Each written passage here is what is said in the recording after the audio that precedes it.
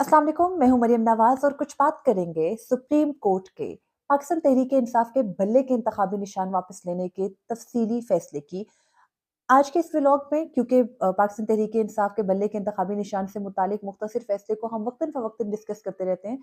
तो अभी हम बात करेंगे पैरावाइज सुप्रीम कोर्ट ने अपनी 38 सफहात के तफसीली फैसले में क्या कुछ कहा। तो चीफ जस्टिस काजी फईद ईसा ने पाकिस्तान तहरीक इंसाफ के इंट्रा पार्टी इलेक्शन से मुतालिक इस केस को सबसे पहली हेडिंग के अंदर उसका बैकग्राउंड बताया है कि बेसिकली ये केस क्या था। तो ये कहते हैं कि इलेक्शन कमीशन ऑफ पाकिस्तान ने 22 दिसंबर 2023 को ये कहकर कि पाकिस्तान तहरीक इंसाफ के इंटर पार्टी इलेक्शंस दुरुस्त नहीं हुए और वो बल्ले के इंतखाबी निशान की अहल नहीं है, एक ऑर्डर दिया और उस ऑर्डर को चैलेंज किया गया पेशावर हाई कोर्ट में। पेशावर हाई कोर्ट ने उस फैसले को कलअदम करार देने के साथ साथ इलेक्शन एक्ट की वो शिकें जिनके के तहत किसी के इंटर पार्टी इलेक्शंस कलअदम करार देने पर बल्ले का निशान या कोई भी इंतखाबी निशान छीन लिया जाता है, उनको भी कलअदम करार दिया। और साथ ही इलेक्शन कमीशन को ये कहा कि जो सर्टिफिकेट पाकिस्तान तहरीक इंसाफ ने अपनी इंटर पार्टी इलेक्शंस का जमा कराया है उसको कंसिडर करके उनको इंतखाबी निशान वापस किया जाए। इस फैसले को चैलेंज किया इलेक्शन कमीशन ने सुप्रीम कोर्ट में अपील दायर की पेशावर हाई कोर्ट के डिवीजन बेंच के फैसले के खिलाफ। और फिर सुप्रीम कोर्ट ने 2 रोज यानी 12 और 13 जनवरी 2024 को इस केस की समाअत की। इस बैकग्राउंडर के बाद अगले पैराग्राफ में चीफ जस्टिस ये एक्सप्लेन करते हैं कि इलेक्शन एक्ट है क्या। और इलेक्शन एक्ट को एक्सप्लेन करना, इलेक्शन एक्ट बेसिकली क्या है, किस लिए बनाया गया, इलेक्शन एक्ट के बनने के बाद कौन से इलेक्शन से मुतालिक कवानीन थे जो कि रिपील हो गए और फिर उन सब की जगह इलेक्शन एक्ट ने ले ली। ये तमाम तर चीज़ें इस ऑर्डर का हिस्सा बनाई गई हैं। और उसके बाद ईसीपी के कंडक्ट के ऊपर तीसरी हेडिंग के अंदर चीफ जस्टिस बात करते हैं और ये कहते हैं कि ईसीपी का कंडक्ट क्या था। तो ईसीपी के कंडक्ट की एक पूरी टाइमलाइन दी गई है। वो टाइमलाइन मैं आपके सामने ज़रूर रखती हूँ कि सबसे पहले वो चीफ जस्टिस ये कहते हैं कि पाकिस्तान तहरीक इंसाफ की अपनी हुकूमत थी। इमरान अहमद खान नियाजी वजीर आजम थे। पंजाब और केपी में भी पीटीआई की ही हुकूमत थी और इलेक्शन कमीशन ने इस दौरान पाकिस्तान तहरीक इंसाफ को ये नोटिस जारी किया कि आप अपने इंट्रा पार्टी इलेक्शंस का इनाकाद कराएं। और ये नोटिस जारी किया गया था सबसे पहले 24 मई 2021 में, जबकि पीटीआई गवर्नमेंट में थी, कोई डिस्प्यूट नहीं था। उस वक्त वो कहते हैं कि ईसीपी ने लेटर लिखा और उनको रिमाइंड करवाया कि आपने अपने आइन के मुताबिक, क्योंकि दूसरी हेडिंग है उसके अंदर चीफ जस्टिस एक्सप्लेन कर चुके हैं कि पार्टीज का अपना आइन होता है। उस आइन के मुताबिक इलेक्शन एक्ट में ये दर्ज है कि 5 साल के बाद पीटीआई ने अपने इंतखाबात कराने थे और अपने इंतखाबात कराने के बाद वो एक सर्टिफिकेट जिसके ऊपर के इंतखाबात के इनकाद की तारीख, पिछले इंतखाबात की तारीख और सर्टिफिकेट लगा होता है जिसके ऊपर तमाम जो इलेक्टेड ओहदेदारान होते हैं उनके नाम दर्ज होते हैं और उसके ऊपर जो पार्टी का अपना इलेक्शन कमिश्नर होता है और जो सूबाई इलेक्शन कमिश्नर होते हैं उनके सिग्नेचर्स मौजूद होते हैं। ये तमाम तर तरीकेकार बताने के बाद पैरा 3 में जब टाइमलाइन ये बताई गई कि इलेक्शन कमीशन ने पहला नोटिस 24 मई 2021 को किया और उसके बाद इलेक्शन कमीशन ने दोबारा अ, इलेक्शन कमीशन से उस नोटिस के बाद पीटीआई ने एक्सटेंशन मांगी और इलेक्शन कमीशन ने 24 अगस्त 2021 को पाकिस्तान तहरीक इंसाफ को एक्सटेंशन दे दी 1 साल की इंट्रा पार्टी इलेक्शंस कराने के लिए। उसके बाद 27 मार्च 2022 को ईसीपी ने दोबारा याद करवाया पाकिस्तान तहरीक इंसाफ को कि आप इंट्रा पार्टी इलेक्शंस करवा लें। और हमें इस टाइमलाइन को इसलिए बहुत करीबी देखना चाहिए क्योंकि 27 मार्च 2022 वो वक्त था जब इमरान खान के खिलाफ तहरीक अदम एतमाद लाई जा रही थी और उस वक्त पीडीएम यकजा हो चुकी थी। इमरान खान ने 25 मार्च 2022 को होने वाले जो जलसा था इस्लामाबाद में, उसमें बतौर वजीर आजम साइफर लहराया था। और जो इमरान खान का 27 मार्च की डेट है वो इसलिए भी अहम है क्योंकि उस दिन ये कहा जाता है कि इमरान खान ने साइफर वाली जो साजिश थी वो तैयार की थी। तो उसी रोज यानी इस सारे वक्त में जब इमरान खान को ओहदे से हटाने की तैयारी हो रही थी, उस वक्त इलेक्शन कमीशन ने उनको नोटिस जारी किया और रिमाइंड करवाया कि आपने इंट्रा पार्टी इलेक्शंस नहीं कराए हुए, जबकि इससे पहले 1 साल की एक्सटेंशन भी इलेक्शन कमीशन दे चुका था और अभी उस 1 साल को मुकम्मल होने में कुछ वक्त बाकी था। खैर, उसके बाद क्योंकि 24 अगस्त 2021 को एक्सटेंशन दी गई थी और 27 मार्च 2022 को भी 1 साल मुकम्मल नहीं हुआ था, लेकिन उससे पहले ही इलेक्शन कमीशन ने रिमाइंडर्स भेजना शुरू कर दिए। फिर इलेक्शन कमीशन ने दोबारा 16 अप्रैल जबकि इमरान खान की हुकूमत जा चुकी थी और जाने के बाद 7 दिन गुजर चुके थे, क्योंकि 9 अप्रैल 2022 को तहरीक अदम एतमाद कामयाब हुई, रात 12 बजे अदालतें खुली थी और इमरान खान की हुकूमत को घर भेज दिया गया था। रमज़ान चल रहा था और उसके बाद फिर 16 अप्रैल को, यानी उनकी हुकूमत जाने के 7 रोज़ बाद, जबकि पीडीएम की गवर्नमेंट आ चुकी है, तो उस वक़्त इमरान खान को दोबारा इलेक्शन कमीशन ने नोटिस भेजा और वो नोटिस भेजने के बाद एक फाइनल नोटिस 1 माह के बाद 21 मई 2022 को पाकिस्तान तहरीक-ए-इंसाफ को भेजा जाता है कि आपका ये फाइनल जो है वो आपको नोटिस आ रहा है। अगर आपने इंटर पार्टी इलेक्शंस नहीं कराए तो इलेक्शन एक्ट के सेक्शन 209 के तहत आप इंतखाबी सिंबल बैट के अहल नहीं रहेंगे। ये नोटिसेस क्योंकि सारे के सारे फैसले के अंदर लिखे गए हैं और उनमें ये दर्ज है। उसके बाद उसके बाद 2 अगस्त 2023 को ईसीपी ने फिर नोटिस भेजा। 13 सितंबर 2023 को ईसीपी ने ऑर्डर किया, हुक्म दिया इलेक्शन कमीशन ने पाकिस्तान तहरीक-ए-इंसाफ को कि अगर आप 20 दिन में अपने इलेक्शंस नहीं कराते, तो उसके बाद आपका जो इंतखाबी निशान होगा वो आपसे छीन लिया जाएगा। खैर, इलेक्शन कमीशन का ये जो 20 दिन में इलेक्शन कराने का ऑर्डर था, इसको लाहौर हाई कोर्ट में चैलेंज कर दिया पाकिस्तान तहरीक-ए-इंसाफ ने, और लाहौर हाई कोर्ट के सामने जो ये मामला था वो 5 रुकनी लार्जर बेंच को भेजा गया, जो कि स्टिल पेंडिंग है। इस मामले को यहाँ पर रखते हैं, उसके बाद आगे चलें तो आगे ये सवाल किया जाता है कि जब एक मामला लाहौर हाई कोर्ट में चल रहा था, तो फिर बाद में जाके इंटर पार्टी इलेक्शंस, क्योंकि आपको पता है इंटर पार्टी इलेक्शंस की कंट्रोवर्सी शुरू तब हुई थी जब पाकिस्तान तहरीक-ए-इंसाफ के अपने ही नाराज रुकन, जिनमें अकबर एस बाबर का नाम मशहूर है और उनके अलावा आपको याद है वो नौरीन एक खातून है जो कि मशहूर हो गई थी, नौरीन रोरी है के नाम से। उनकी भी वो भी उन 14 अरकान में शामिल थी पीटीआई के, जो ये कहते हैं कि वो इंटर पार्टी इलेक्शंस में हिस्सा लेना चाहते थे, लेकिन पाकिस्तान तहरीक-ए-इंसाफ ने 3 दिसंबर 2023 को अचानक इंटर पार्टी इलेक्शंस करा दिए और पाकिस्तान तहरीक-ए-इंसाफ के जो अपने अरकान थे उनको भी हिस्सा लेने नहीं दिया।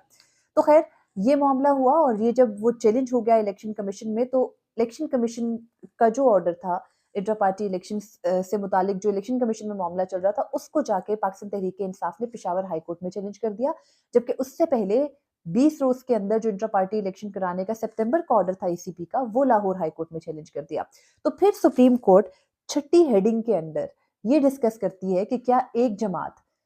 एक ही फरीक 2 मुख्तलिफ हाई कोर्ट्स के अंदर, यानी कि जो एक ही लेवल की अदालतें हैं, उनमें जाकर पिटीशंस डाल सकता है एक ही नोयत की। उसमें फिर बहुत सारे केसेस का हवाला दे के चीफ जस्टिस ये एक्सप्लेन करते हैं कि ऐसा मुमकिन नहीं है और फिर ये कानून की खुली खिलाफ वर्जी भी है कि आप एक फोरम पे जा रहे हो और फिर आप दूसरे फोरम पे जा रहे हो, और इसके बारे में आगे एक बड़ा इंटरेस्टिंग पॉइंट भी है जो कि फोरम शॉपिंग से मुतालिक चीफ जस्टिस ने थोड़ा टॉन्ट करके लिखा है बैरिस्टर गौहर को, वो भी डिस्कस करेंगे। खैर, उसके बाद डिस्कस करते हैं 7वें पैरा के अंदर चीफ जस्टिस डेमोक्रेसी और आर्टिकल 17, जिसमें वो ये कहते हैं कि अगर डेमोक्रेसी और आर्टिकल 17 की बात की जाए तो जो मौजूदा केस है इंटर पार्टी इलेक्शंस का पाकिस्तान तहरीक-ए-इंसाफ का, इसकी बुनियाद ही जमहूरियत है और जमहूरियत से ही मुल्क चल सकता है, और इसमें फिर वो पाकिस्तान के जो आइन का प्रियम्बल है उसका हवाला देते हैं, फिर वो मिसाक जमहूरियत का हवाला देते हैं। इन तमाम तर चीज़ों का हवाला देते हुए वो कहते हैं कि तमाम जो पाकिस्तान में इस वक़्त सिस्टम चल रहा है जमहूरी अमल, उसके लिए शफ़ाफ़ियत के लिए ज़रूरी है कि ये इंतख़ाबात किए जाएँ और मुल्क की जो नुमाइंदगी या हुक्मरानी है वो मुंतखब नुमाइंदों के ज़रिए हो। तो इसके बाद वो कहते हैं कि आर्टिकल 17 का जहाँ तक ताल्लुक है और जमहूरियत का, तो अदालत ने कोशिश की है कि वो ये ना देखे कि किस तरह से पाकिस्तान तहरीक-ए-इंसाफ ने इलेक्शन कराए, बल्कि वो ये देख रही है कि क्या इलेक्शन कराए भी गए या नहीं। तो यहाँ से आके वो केस लॉ एक्चुअली स्टार्ट हो रहा है, जिसके बारे में हम बात कर रहे हैं कि क्यों सुप्रीम कोर्ट इतनी इंटीग्रिटीज़ में गई और नहीं गई। तो यहाँ सुप्रीम कोर्ट जो हेडिंग 7 है, उसमें ये क्लियर करती है कि हम ये नहीं बात कर रहे कि किस तरीके से इंटर पार्टी इलेक्शंस हुए। सुप्रीम कोर्ट सिर्फ़ अपने आप को इस हद तक महदूद रख रही है कि इंटर पार्टी इलेक्शंस का इनेकाद पाकिस्तान तहरीक-ए-इंसाफ ने कराया भी था या नहीं। उसके बाद जो 8वां है पैरा, वो कंप्लेनेंट्स के बारे में है और वो उन 14 अरकान के बारे में है जो कि पाकिस्तान तहरीक-ए-इंसाफ के मेंबरान रहे हैं, और पाकिस्तान तहरीक-ए-इंसाफ दावा करती है कि वो उनको अपनी पार्टी से निकाल चुकी है। लेकिन चीफ जस्टिस काज़ी फ़ायज़ ईसा ये कहते हैं कि ये जो 14 मेंबरान हैं, इनकी रुकनियत अभी भी पीटीआई की है और इलेक्शन एक्ट के तहत अगर किसी को پی ٹی آئی نے اپنی پارٹی سے نکال دیا ہے تو اس کے لیے ان کے ٹرمینیشن لیٹرز دینے تھے، جو کہ پی ٹی آئی کوئی دستاویزی ثبوت نہیں دکھا سکی، اور اگر پی ٹی آئی کوئی دستاویزی ثبوت دکھا دیتی تو جو ان اراکین ہیں ان کی رکنیت معطلی پر عدالت یقین کرتی۔ لیکن چیف جسٹس ساتھ یہ بھی لکھتے ہیں اسی پیرا کے اندر، کمپلیننٹس والے پیرا کے اندر، کہ جو یہ کمپلیننٹس ہیں نا، یہ اپنی رکنیت پی ٹی آئی کے اندر شو کرنے میں کامیاب رہے، اور وہ جو کامیابی کا وہ دعویٰ کرتے ہیں وہ اس طرح ہوا کہ یہ جو کمپلیننٹس ہیں ان کو باری باری کورٹ روم میں بلایا گیا تھا، 13 جنوری کی شام کی بات ہے، اور ہر ایک نے آ کے باری باری بتایا کہ میرا تعلق فلاں سے علاقے سے ہے، میں پی ٹی آئی کا اس ایریا سے جو ہے وہ ان کا رکن ہوں، اور میں اہل تھا پی ٹی آئی کے انٹرا پارٹی الیکشنز کے لیے، اور وہ ایک ایک کر کے آ کے بتاتے گئے، آتے گئے بتاتے گئے، آتے گئے بتاتے گئے، اور چیف جسٹس یقین کرتے گئے۔ خیر پھر چیف جسٹس یہ بھی لکھتے ہیں کہ اکبر ایس بابر تو ایک کیس کے ذریعے بھی پروف ہو چکے ہیں پی ٹی آئی کے ممبر، تو ان کی رکنیت پر بھی کوئی شبہ خیر نہیں ہے۔ تو یہ ان 14 اراکین کا جو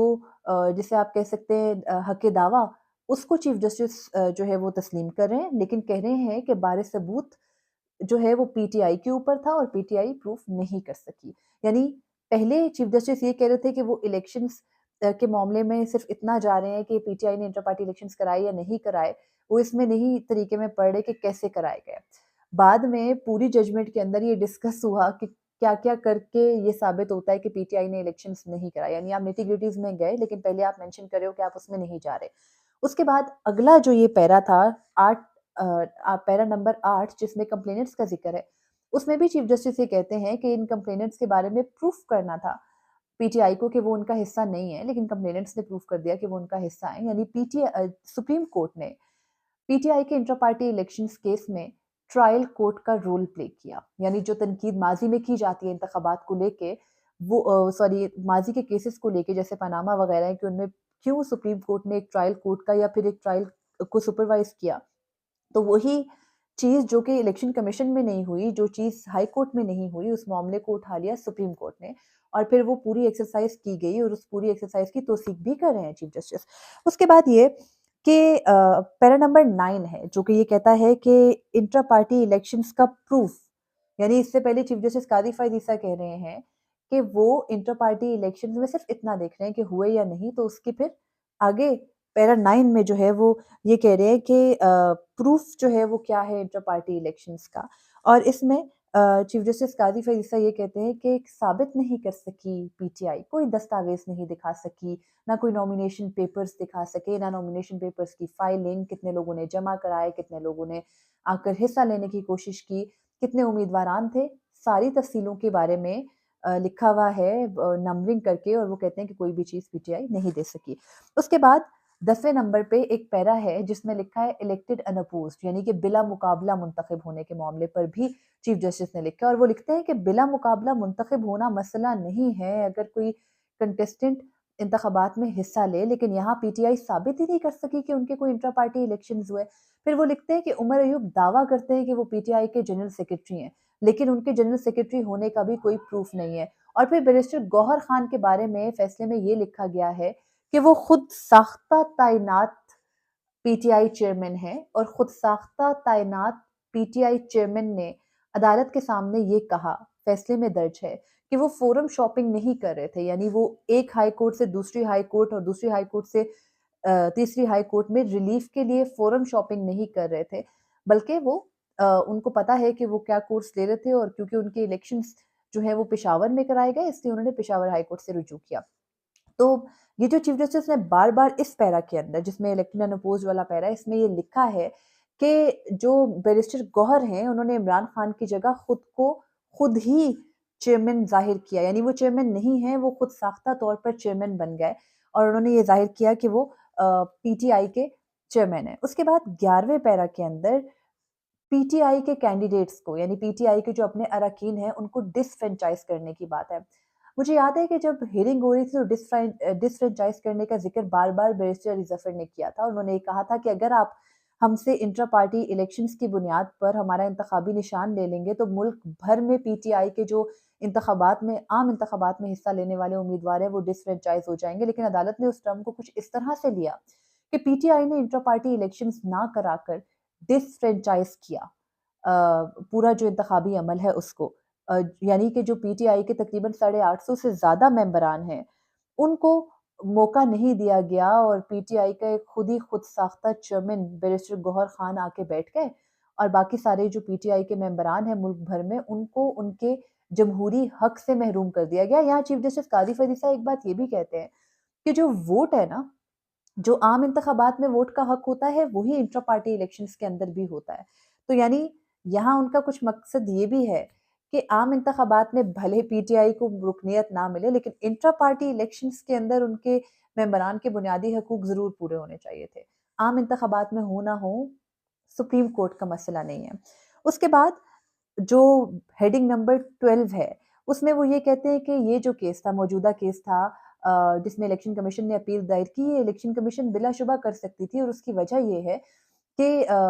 हामिद खान ने एतराज़ उठाया था कि इलेक्शन कमीशन अपने ही फैसले के दिफा के लिए पहले हाई कोर्ट चली गई और अब सुप्रीम कोर्ट आ गई, तो इलेक्शन कमीशन का हक दावा नहीं बनता। लेकिन चीफ जस्टिस कहते हैं कि इलेक्शन कमीशन का हक दावा बिल्कुल बनता है, क्योंकि इलेक्शन कमीशन एक आईनी बॉडी है और उसके हुक्म के ऊपर अमल होना चाहिए। उसके बाद वो ये भी कहते हैं कि जो इलेक्शन कमीशन के खिलाफ ये तकरीबन 13वीं हेडिंग है और इसमें ये लिखा गया है कि इलेक्शन कमीशन के ऊपर जो बदनीयती के इल्ज़ामात हैं, उनसे मुतालिक सुप्रीम कोर्ट की राय क्या है? तो उन्होंने लिखा कि सुप्रीम कोर्ट ये समझती है कि इलेक्शन कमीशन की कोई बदनीयती नहीं थी। इलेक्शन कमीशन ने अपनी तमाम जो आईनी ज़िम्मेदारियाँ थी वो पूरी की, शो कॉज़ नोटिसेज़ इश्यू किए, वक़्तन फ़वक़्तन ऑर्डर्स इश्यू किए, लेकिन पीटीआई ने जमहूरी अमल में हिस्सा लेने से खुद ही अपने आप को जो है वो दूर रखा और इस वजह से इलेक्शन कमीशन को वो अमल करना पड़ा जो उन्होंने किया। इसलिए सुप्रीम कोर्ट ने इलेक्शन कमीशन को क्लीन चिट दे दी है कि वो बिल्कुल भी बदनीयत नहीं है। उसके बाद जो पैरा 14 है, यानी जो हेडिंग 14 है, उसके अंदर इलेक्शन कमीशन की आईनी जिम्मेदारियां दर्ज हैं और उनमें है कि इलेक्शन कमीशन का काम साफ शफाफ इलेक्शन कराने के साथ साथ पार्टीज का जो नज्म ज़ब्त है उसको देखना भी है। और फिर 15वीं हेडिंग के अंदर चीफ जस्टिस तो सीख करते हैं कि ECP has acted in accordance with law, यानी इलेक्शन कमीशन ने कानून के मुताबिक तमाम इकदामात किए। उसके बाद वो ये कहते हैं कि जो रिमूवल है आर्टिकल 17 के बारे में, क्योंकि आपको पता है हम बार-बार ये बात कर रहे थे कि आर्टिकल 17 की खिलाफ वर्जी हुई है और आर्टिकल 17 का चीफ जस्टिस ने ज़िक्र नहीं किया। तो आर्टिकल 17 के बारे में चीफ जस्टिस ये कहते हैं कि आर्टिकल 17 से अ, तरमीम करके ये शिक निकाली गई थी कि इंटर पार्टी इलेक्शंस कराना ज़रूरी होंगे। तो वो ये कहते हैं कि ये नहीं है कि अगर तरमीम के बाद इंटर पार्टी इलेक्शंस की शिक को आइन से निकाल के, बुनियादी हकूक से निकाल के इलेक्शन एक्ट में डाल दिया गया है, तो इसका मतलब है कि वो ख़त्म हो गई है। यानी वो कहते हैं कि बुनियादी हकूक जो कि किसी जमात के हैं, वो अगर अमेंडमेंट के बाद निकल भी गए हैं, तो इसका मतलब ये नहीं है कि अब उन पर अमल दरामद नहीं होगा। वो कहते हैं ये तो जमहूरियत की मुखालफत कर रहे हैं आप, ये कह कर के एक महज इंटर पार्टी इलेक्शंस ना कराने की बुनियाद पर आप पूरी की पूरी जमात को जो है वो डिसफ्रेंचाइज कर रहे हो। तो खैर, मुझे इस बात की कोई मंतक समझ नहीं आई, इसको मैं एंड में डिस्कस करूँगी। और उसके बाद वो कहते हैं कि किसने